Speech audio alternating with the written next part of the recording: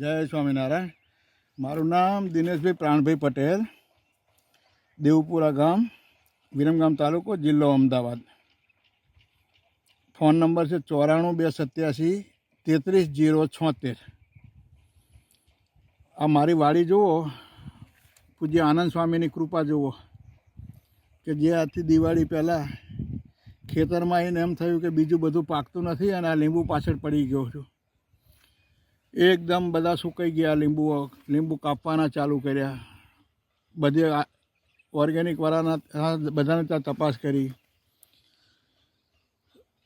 બીજી દવાઓ જેને જે કંઈ એ લાવીને મરાવી, લગભગ એમ સમજો અમે 300 પંપ બીજી દવાઓ લગાવી. પછી છેલ્લા વાળે એમ થયું કે હવે કંઈ ખર્ચા કરવા નથી આ લીંબુ પાછળ અને આને હવે પાડી જ દઈએ. પણ ભગવાનને એવું સૂઝ્યું કે આનંદ સ્વામીનો વિડીયો જોવામાં આવી ગયો. મને એમ થયું કે લાવ એક વાર હું પાટડી જઈ આવું. પાટડી ફોટા લઈ અને સ્વામી પાસે ગયો. સ્વામી કે હવે ગભરાવાની જરૂર નથી, હું આ બધું સારું થઈ જશે અને હું તમને કે 20 લીટર ડોલ આપું. મેં કીધું મને સ્વામી એક વખત દવા મારું એટલે 50 પંપ થાય ત્યારે મારું ખેતર પૂરું થાય. સ્વામી કે 100 પંપની લઈ જાઓ ને 20 લીટર ડોલ. 20 લીટર એમને મને ડોલ આપી. ત્યારે તો હું એ દવાનું નામ પણ જાણતો નહોતો. એક છંટકાવ લગાવ્યો, 15 દિવસ થયા, બધા લીંબુ ઉપર નવી કૂંપરો આવી ગઈ.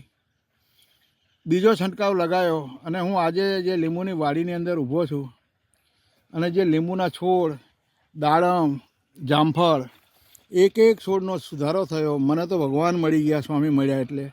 અને 14 વીઘાના 3 વર્ષની મહેનતનું ફળ એમને મને અત્યારે હાલ બતાવી દીધું. જુઓ તમે આ લીંબુ તો જુઓ, જે હાવ કન્ડિશનમાં ખરાબ થઈ ગયા હતા એ કન્ડિશન ખરાબ, આટલી કન્ડિશનમાં ખરાબ હતા, જે હવે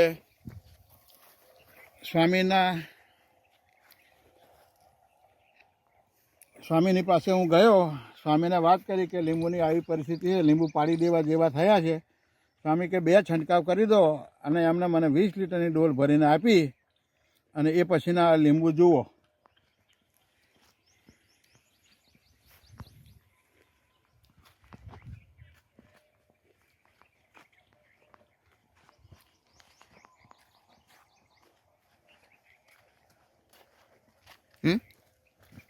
જવા દો,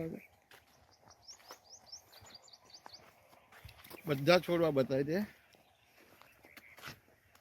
670 છોડ છે, પણ એક પણ છોડ એવો નથી કે જે આપણને મનગમતો ન ગમે.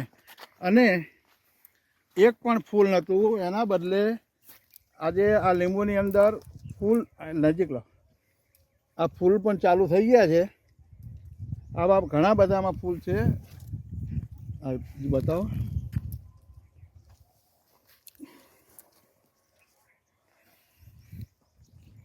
અત્યારે હાલ મારી ગણતરી મુજબ એક પણ છોડ ખરાબ નથી.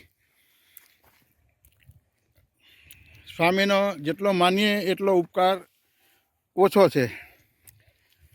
આજે 14 વીઘાના ફાર્મની અંદર કંઈ જ ખામી ન મળે. ગમે ત્યાં જોઈ શકો છો. આજે તો એમ જ થાય છે કે બસ ઘેર નથી જવું.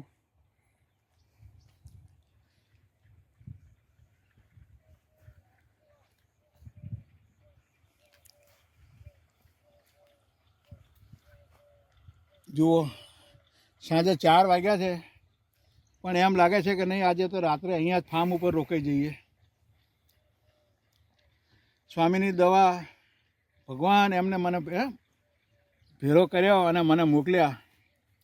તો મારી આ કોરોના વખતની મહેનત છે એ પાણીમાં ગયેલી પાછી આવી. જય સ્વામિનારાયણ.